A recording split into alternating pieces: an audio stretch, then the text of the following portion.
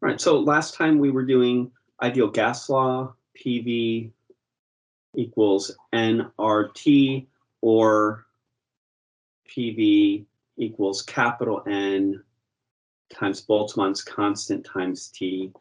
And we're going to keep using this equation throughout the study of thermodynamics. This is kind of the master equation. Anytime we feel like there's some information missing, this is probably where we get it. Okay, so maybe we're told in a problem that there's a gas with a certain pressure and volume and all this stuff happens, and we want to know how much heat does it take to make that process happen, and we're feeling like something's missing. Well, what's missing would be the temperature in that case, and we would be going to the ideal gas law to find the temperature or find how the temperature changes and so on. Then we used this to show that there was 1/2 K Boltzmann T per degree of freedom.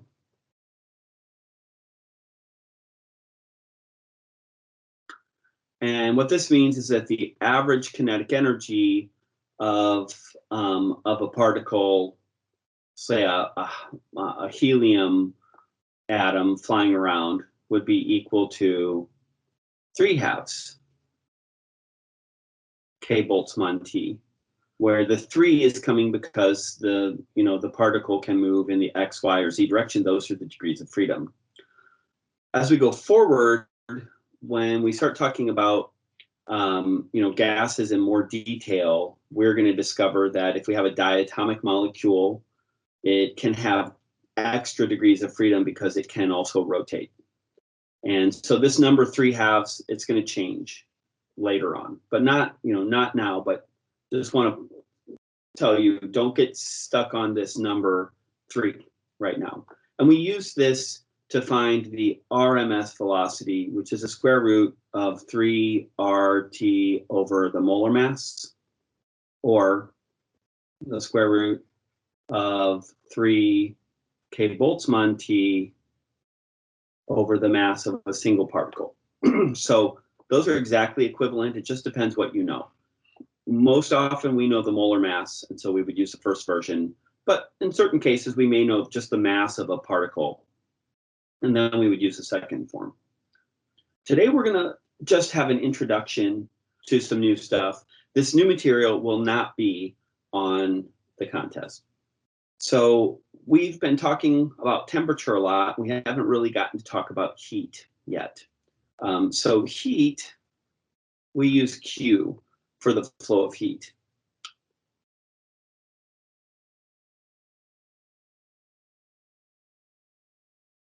And there are different ways that heat can flow. So we're going to talk about those ways today. In general, we actually think of this in terms of a rate of heat flow. So the rate of heat flow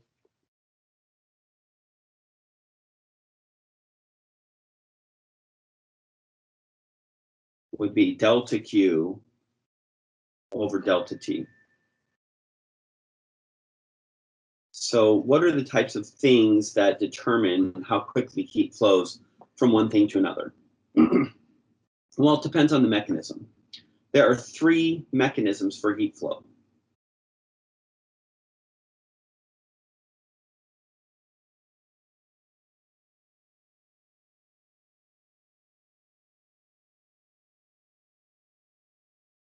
So today we're going to be talking about the mechanisms for heat flow. And after we learn about the mechanisms for heat flow, we can actually talk about what happens when heat flows. Okay, so we're going to start with just how does it work? So the first mechanism is called conduction.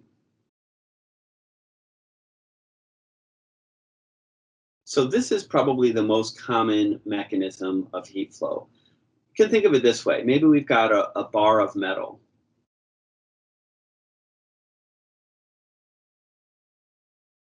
And one side is hot, so there's, maybe some flames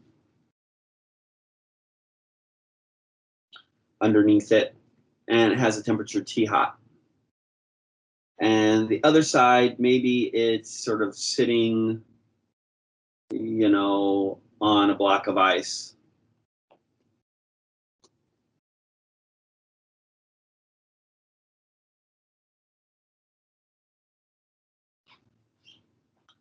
And so it has a temperature T cold. So the rate that the heat flows, so this is sometimes called the power, or sometimes called H. I'm just going to call it delta Q over delta T, because I think it makes it clear what it is. But in general, it is a power because it is a joules per second, or watts. It's measured in watts. This is proportional to the temperature difference between the two sides. So this probably makes some sense. You could think of this bar of metal. It doesn't have to be a bar of metal. It could be just a window that has one temperature on one side and another temperature on the other side. And the bigger the temperature difference, the faster heat's going to flow in or out of that window. Okay, so that's the first thing. The second thing it's dependent upon is the cross-sectional area. So that would be the area of the face, or if we slice it, you know, kind of perpendicular to the direction that the heat is flowing, then that would be the area we see. So, you know, there's kind of heat flowing in. But on the other hand, it is inversely proportional to the length or the distance that the heat has to flow. So that should, let's see if those two things make sense. You're going to have a faster rate of heat loss through a window if the window is bigger. If you have a big window with a large area, it's going to lose heat faster than a small window. But likewise, if it's a thick piece of glass, that would mean L is big, then heat loss would be a little slower. If it's a skinny piece of glass, it will be larger. That goes the same for just any time we're trying to insulate something. The thicker our insulating layer is, the more it's going to slow down the rate of heat flow. So if we put this all together, we get that it is equal to all of these things times a constant. So that constant is K.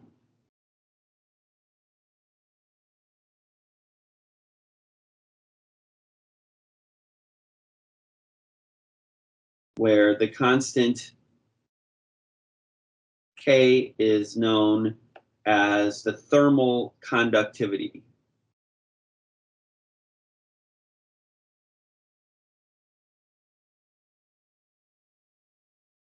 And this is a number that we generally don't know it off of the top of our head, but we can look it up. Just look it up in a table. The bigger this number is, the faster heat will flow. The smaller it is, the slower heat flows. So generally for metals, this is a large number because heat flows very well in a metal. And for things like stone or glass, it's a somewhat low number. Those things are not good conductors of heat, but they're also not good insulators. And then for really good insulators like styrofoam or something, it's going to be a very low number. Okay, so that's just something we look up. For glass, it's about 0.84 watts per meter degree Celsius. Pretty sure that's the number. Let me look and see if it's in the table. One of these books has a table of that. I'm not sure. That's the right number. It might just be 0.8, but I think it's 0.84. Probably depends on the kind of glass. So let's just use that number and do an example to see, what's the rate heat is lost through a window in the winter. Okay, so in the winter, when the temperature outside equals, let's say, 0 degrees Fahrenheit, and the temperature inside equals, let's say, 70 degrees Fahrenheit. What is the rate of heat loss in a 1 square meter glass window.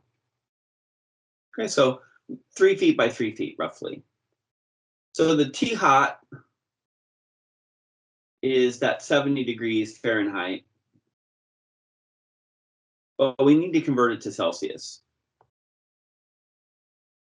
So we have to sort of dust out our equation. T Fahrenheit equals 9/5 T Celsius plus 32. I think that's right. Let's check it. At 0 degrees Celsius, it gives us 32. At 100 degrees Celsius, it gives us 212. So that's the right formula. We need to rearrange this. This would be T Fahrenheit minus 32 times 5/9 equals T Celsius. So the T hot in Celsius is going to be 5/9 times 70 minus 32.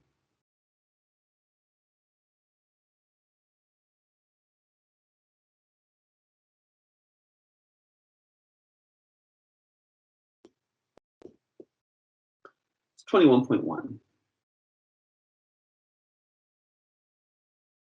degrees Celsius. T cold, it's going to be 5/9 times 0 minus 32.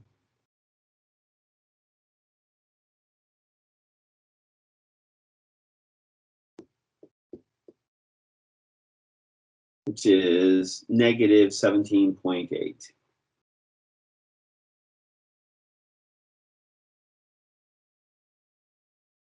Oh, I didn't say how thick the glass is. Normally glass is 1/4 inch. That's the normal thickness for a piece of glass in a window. So that means L equals 1/4 of an inch, and we have to convert this to meters. So 1 inch is 2.54 centimeters, and 100 centimeters is 1 meter. That is 0.00635 meters. Okay, so we're ready to find the power or the rate of heat loss. So that's going to be K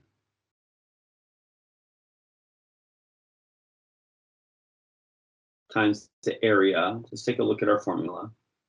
Ka times the difference in temperatures over L. Area is just 1.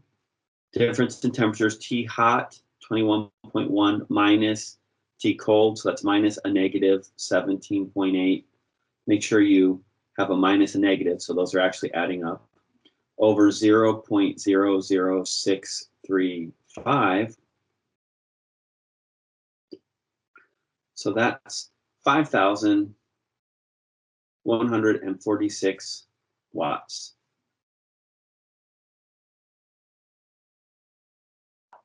So that is a lot of energy to be losing. If you get yourself a space heater for this room, space heater usually runs around 1,500 watts. You actually would need 3 of those to keep the heat from leaking out of this window with these temperature differences.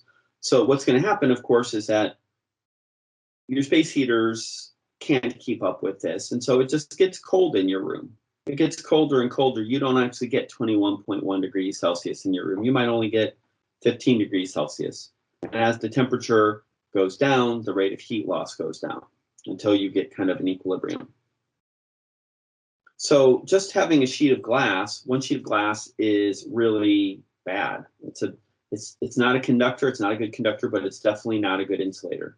So normally what you do to improve this is you get double or triple pane windows. So if we have a double pane window, we might think that that cuts the rate of heat flow in half because you've got 2 pieces of glass. But why not make just thicker glass? What the double pane window really does is it traps a layer of air between the glass. And air has a very low thermal conductivity.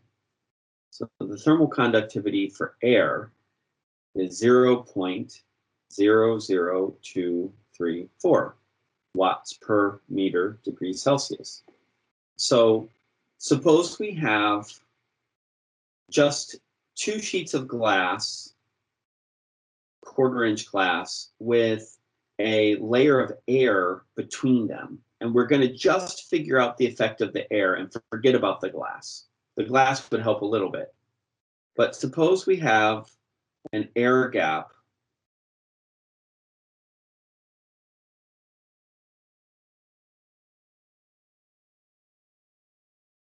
for a 1/4-inch air gap between 2 panes of 1 square meter glass. Ignoring the glass.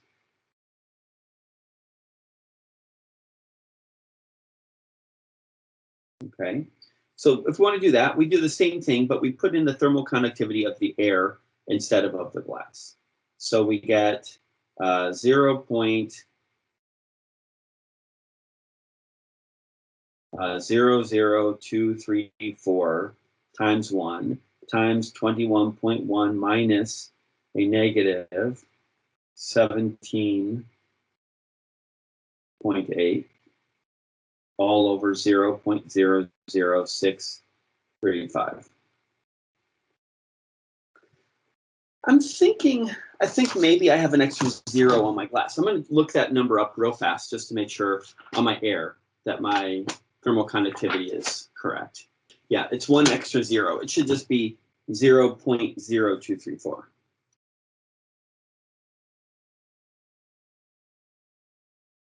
So that I get 143 watts. So that's a huge difference. You could keep, keep this room warm with just 3 60-watt light bulbs. If you have this. That's, of course, assuming that you're not also losing heat through the walls and the ceiling, etc., which, of course, you are. All right. So the double pane glass works super well, not because we have 2 sheets of glass. We ignored the glass. We didn't even factor in the glass. The glass will improve things a little bit. But because that air gap creates a very good insulating layer. In fact, air is such a good insulator that this is really the primary reason that we wear clothes and that we have hair, because the clothes trap a layer of air next to your skin. And that layer of air is what insulates you and keeps you warm. It's not the fabric itself. Fabric doesn't do much.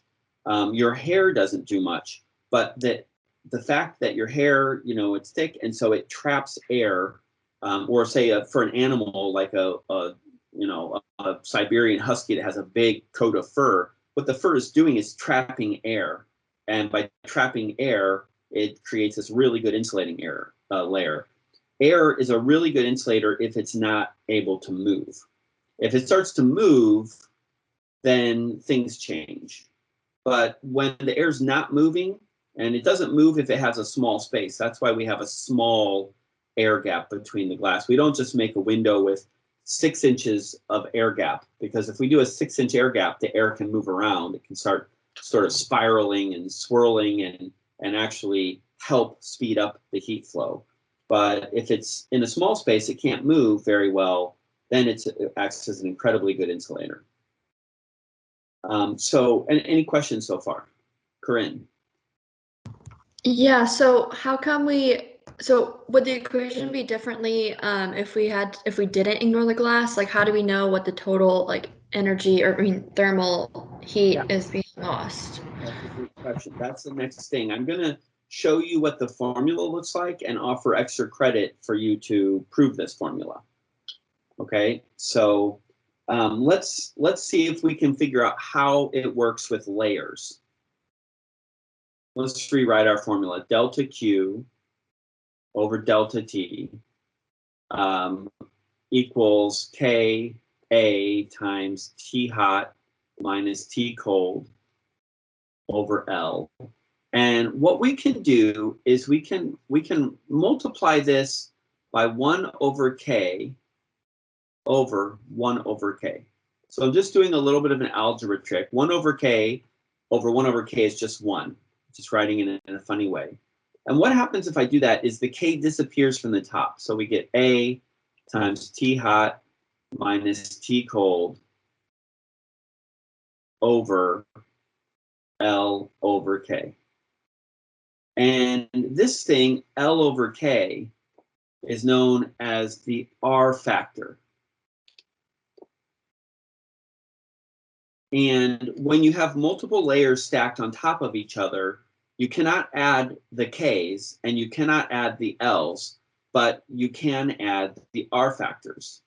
So we could say that this is area times T hot minus T cold.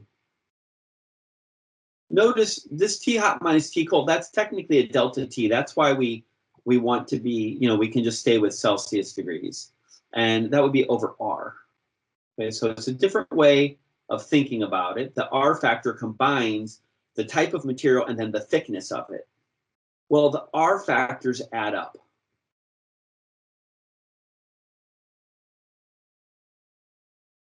So if I have multiple layers,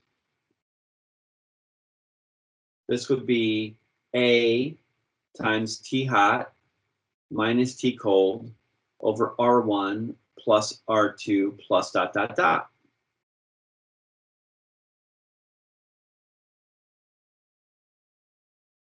So if we do the same calculation, including the glass,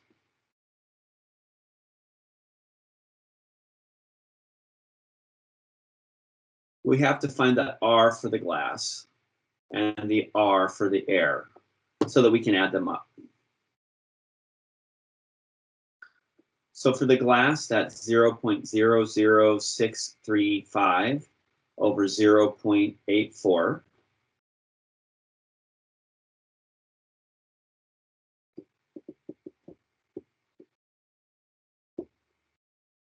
And that's 0.0076.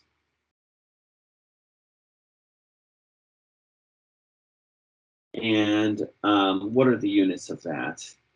Meters over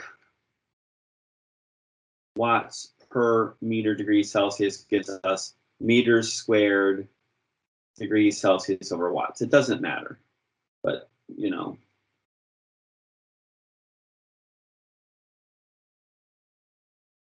So for the air, we have 0.00635 over 0.0234.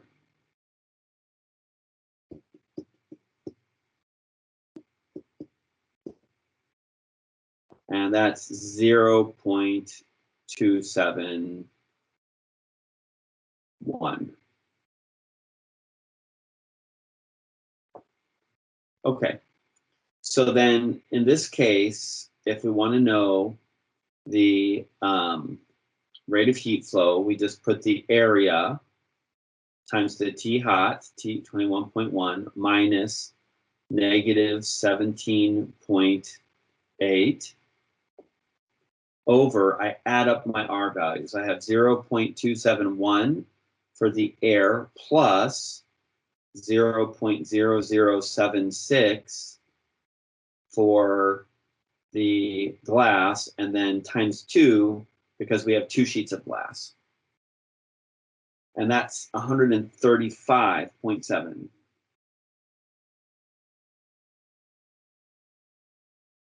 So it goes from 143 watts to 135.7. So the glass makes almost no difference. It barely does anything other than hold that layer of air and create a nice insulating layer. So how do we prove this relationship?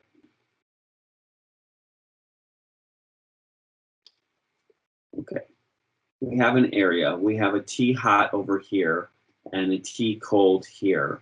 And we're going to imagine that we have two layers, so that there's an L1 for one layer and an L2 for another layer. And the first layer, maybe it's, one material, and the second layer is some other material.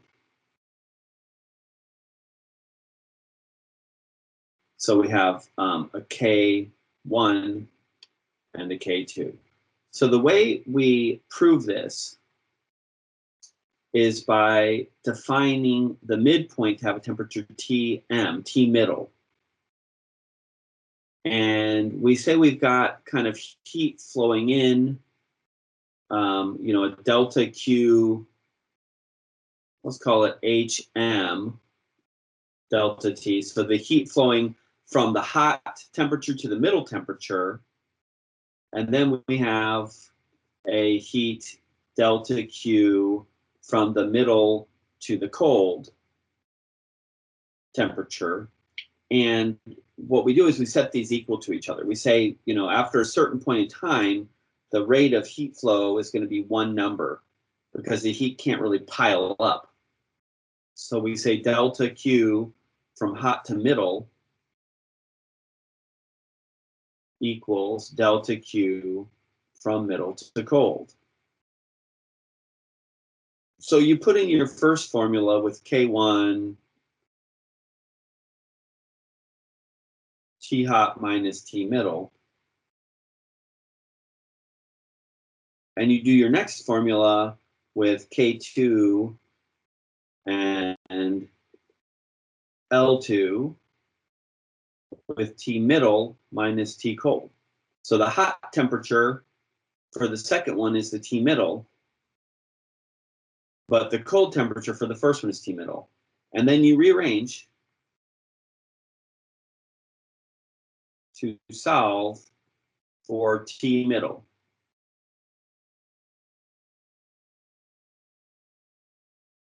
Okay, so you're going to solve for T middle and then plug that back in to either one of these formulas.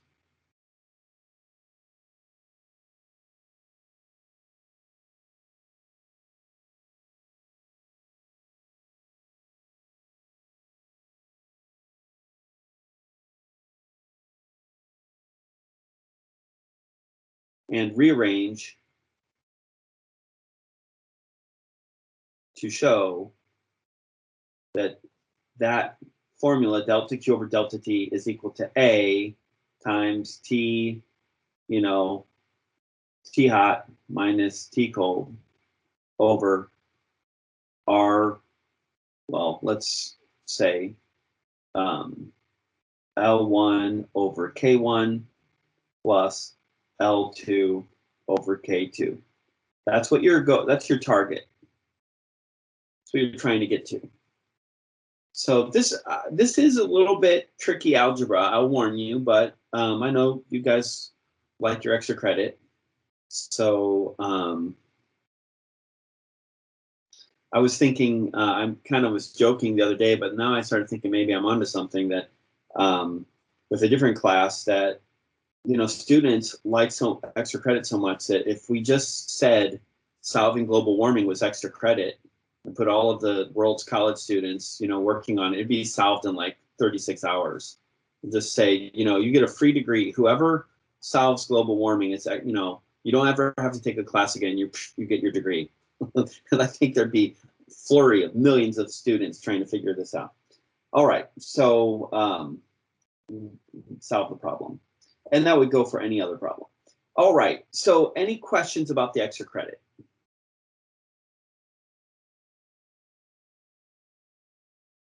So we're using the same variables from before in the early questions to plug it back into? Well, I mean, we're not using any numbers, so it's all with symbols. Okay. So just you call the thermal conductivity K1 for the purple one, and K2 for the beige one, and L1 and L2. And so you keep all of those symbols. And by keeping all the symbols, you'll get a formula with just symbols, and it should look like, it should look like this boxed equation. Okay, any other questions?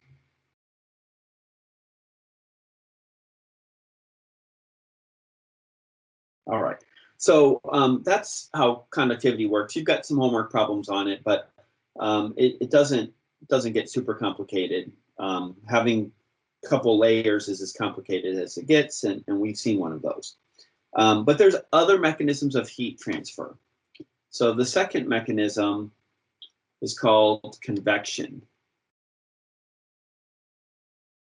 So what's the difference? What's happening in conduction? I didn't really say physically what's happening.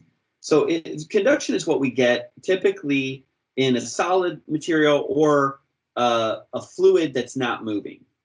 And so what you get is you get the particles. Let's say it's a bar of metal. When I put the particles on the left edge in the fire, they're connected to each other, but they start to vibrate faster and faster. They start vibrating really fast because of that energy from the hot particles bumping into the metal molecules. And then those vibrations sort of kind of filter through the metal because all of the molecules are connected in sort of a grid, in a lattice. And so the heat is flowing because of, vibrations from neighboring molecules. The reason it flows faster in a metal is because metals have loose electrons. They have electrons that are barely bound in their atoms and can really easily be knocked off. And those electrons can then bounce around through the metal and carry kinetic energy, down the chain. And so that kind of speeds up the process. But conduction is happening from direct contact molecule to molecule. Convection is very different. This is typically happening in fluids when they can move. And it's the flow of heat through the bulk motion of the fluid. So let me give you an example to make this make more sense. So you've got a pond in the winter, and it's full of water. That's not very good water. There, that's good water. It's full of water, and the air is cold up on top. And the ground is warm comparatively. If you go about 6 or 7 feet down in the ground, pretty much anywhere on Earth, the temperature is about 50-something degrees. So you can dig down, and this is one of the reasons why underground houses are very energy efficient, because in the summer, it's always cooler than outside, and in the winter, it's always warmer. So you don't have to heat or cool it very much. But what happens is the heat wants to flow up. The heat is going into the water. But instead of just having to wait for water molecules to bump into other water molecules, the water starts to flow. The water gets hot as it's in contact with the warm ground, and then the warm water rises. The warm water rises, it physically moves. And then when it gets to the top, it delivers energy to the air. And when that happens, it's going to cool. And so when it cools, it gets more dense and it sinks. And so you get these circular currents flowing. And that also happens in the room you're sitting in.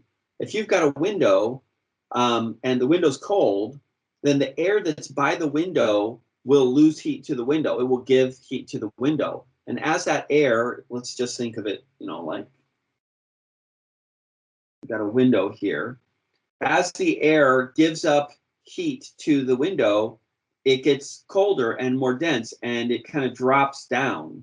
And when it does this, it kind of pushes other air around, and then the warm air that's in the ceiling gets pushed down toward the window. and then it cools, and we get these circular currents going in the room. And so convection can actually be pretty fast. In my classroom at Forest Park a couple of years ago, I have a different classroom now, but the room I used to have had windows that were just single pane windows and very badly insulated. They were on the north side of the building, which is the cold side because the sun never, sees them. And I actually measured it once, and the temperature by the windows was like 10 degrees colder than the other side of the room. And that's in part because the heat's coming in on the other side of the room, but also because the windows are carrying heat away. And it was very interesting because by the end of the semester, always the seats by the window were empty. And I never knew, is it like people, the cold people, they just drop because it's too stinking cold in this room, or did they move, or or what? I never really paid close attention, but it was always true. By the end of the semester, all the seats over by the windows were empty, and all the people were sitting closer by on the other side.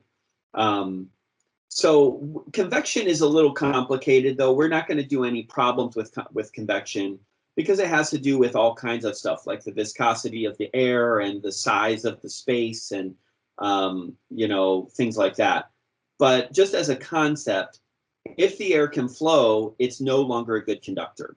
So that's why wearing layers on your clothes is very effective. You don't have to have like a big giant fluffy coat. You could just wear several layers, and those layers, each one is going to trap some air. That's actually what the big fluffy coat does. It's filled with down or something like that, and that layer of down is really good at trapping air. That's why it's a good insulator. Anyway, if we can stop the motion, then convection doesn't really occur. And in that case, if the air has to wait for individual collisions of molecules for energy to transfer, then that doesn't happen very often because the molecules are so spread out. All right, so any questions about convection? Okay, so then we have the third and final mechanism of heat transfer. This one is called radiation. Now, technically, everything, solids, liquids, gases, they all have radiation. They all lose heat or gain heat through radiation. But we also think of this as the only form of heat flow that works in a vacuum.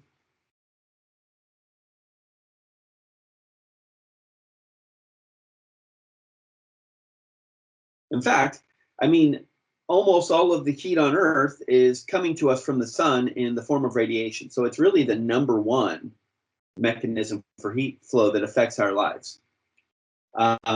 So radiation, the rate of heat flow for radiation, you got an object and it gets hot.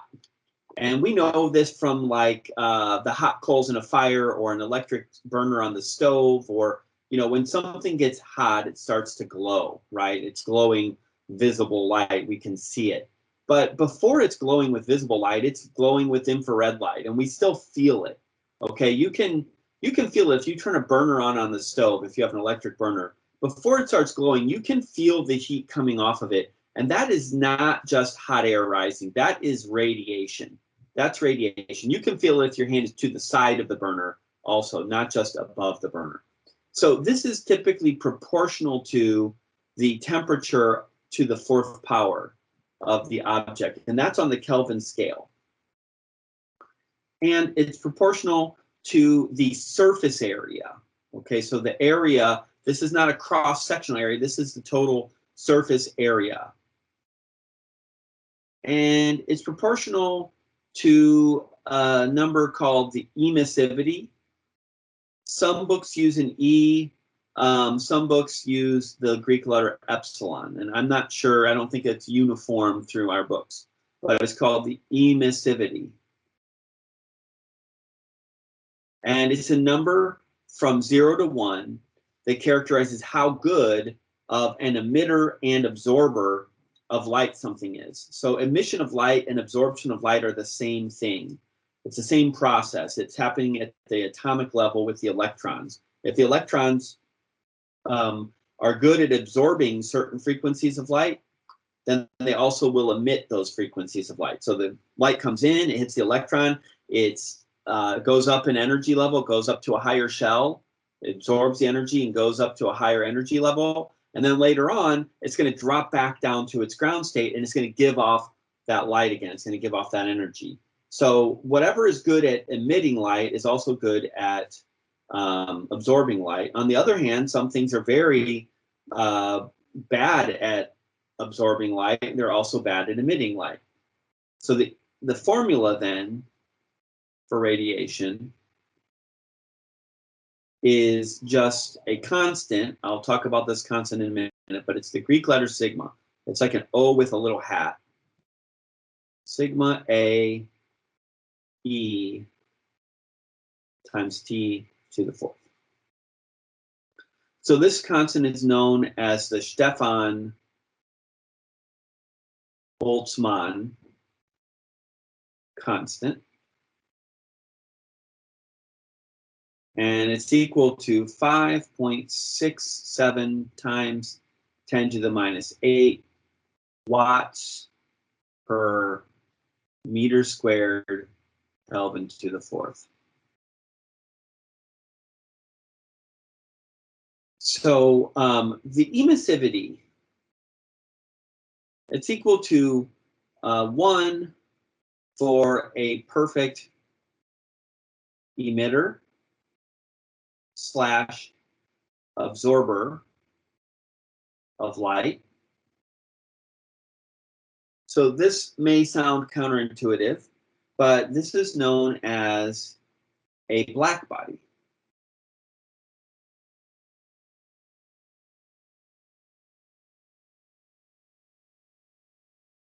So we're thinking of something like carbon, graphite, something that is, very absorbs all light. Okay, something that absorbs all light also is a very good emitter of light when it gets hot. Lauren, you have a question? Yeah, what's in the quotes? Black body. Oh, okay. That's one word, black body.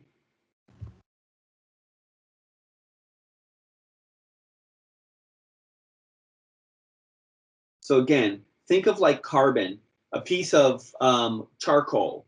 It's black. Any white light hits it and it doesn't reflect any colors. It doesn't reflect green or blue or orange or anything. It absorbs them all. But when the piece of charcoal gets hot, it starts glowing. It gives off a lot of light.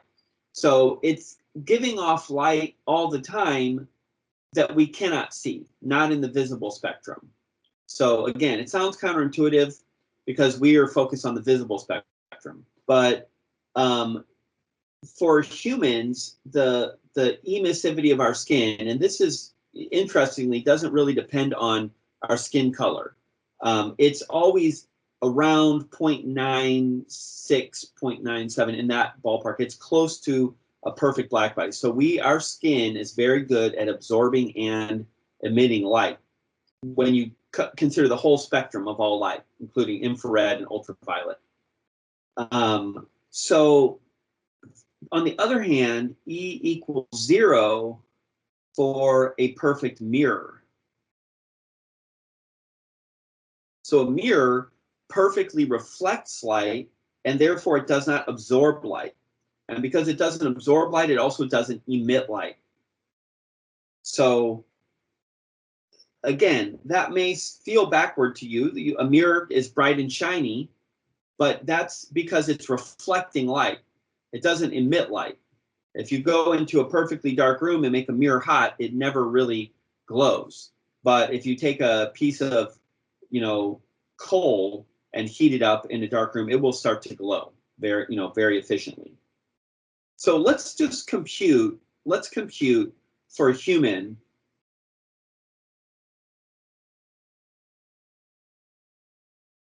with surface area.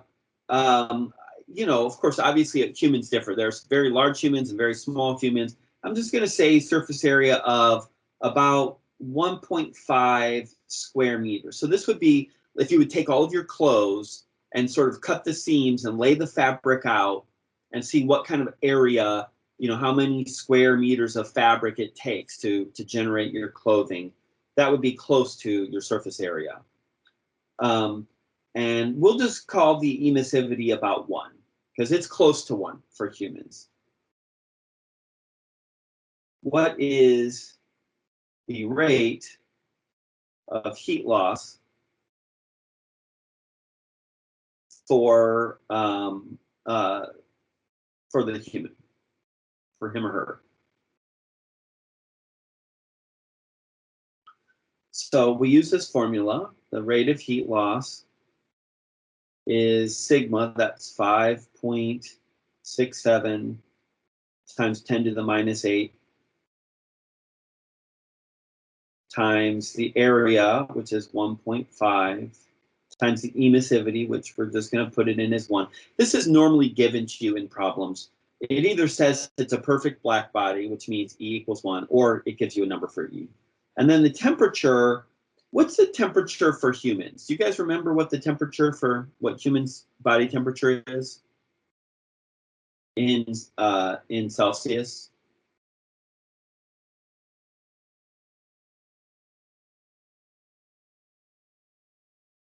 Anyone there other than Sumner?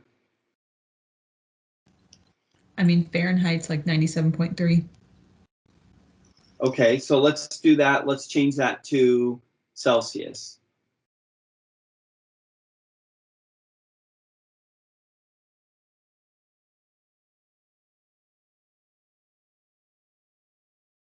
.3, it's not 98.6 anymore?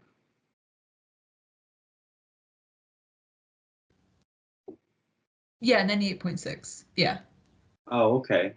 Well, so I was going to say, I actually always am a little colder than 98.6 with my little digital thermometer. 98.6, I believe that's 37 degrees C. So, if it's 37 degrees C, in this formula, we need Kelvin. So we want to add 273. So that's 310 to the 4th power.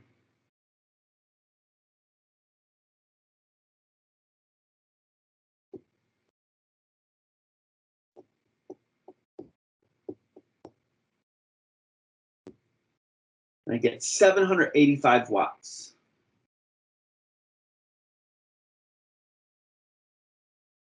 So humans, you know, this human is emitting actually a lot of energy. They're like a little heater under the covers. You know, if you have another human with you, they can be, you know, they're emitting heat like another heater.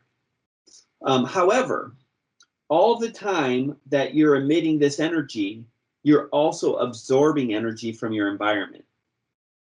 So if we want to take that into account, then we would modify our formula.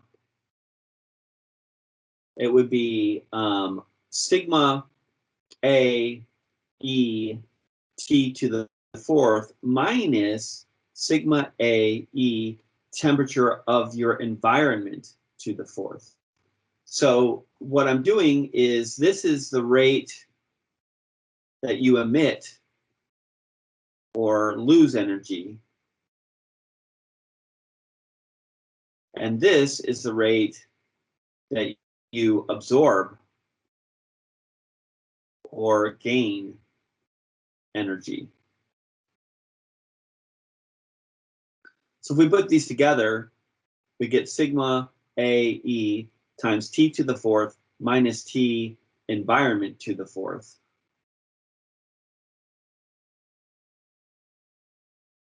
So for the same human,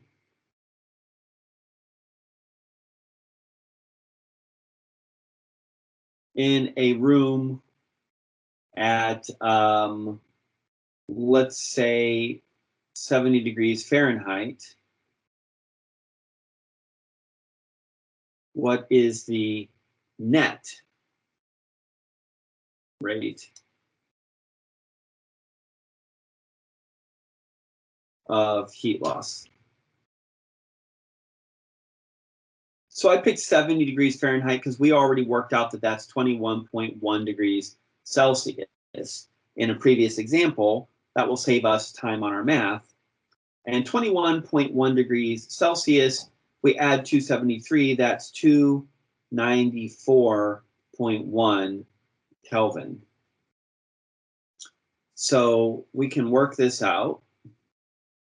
We have 5.67 times 10 to the minus 8 times 1.5 times 1 times 310 to the fourth power minus 294.1 to the fourth power.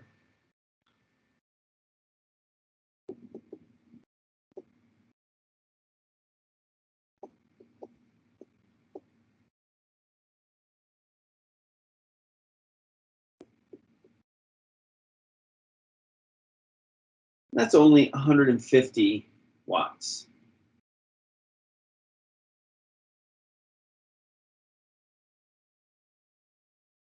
So we're losing, this person is losing energy at 785 watts, but they're gaining 635 watts.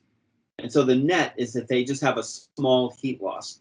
And you can see that as the temperature of the environment gets closer and closer to your body temperature, then you're not losing any heat. In fact, if you're in an environment that's hotter than your body temperature, then you're gaining heat from the environment. This is typically very bad because we're not very good at getting rid of heat. We're good at generating heat.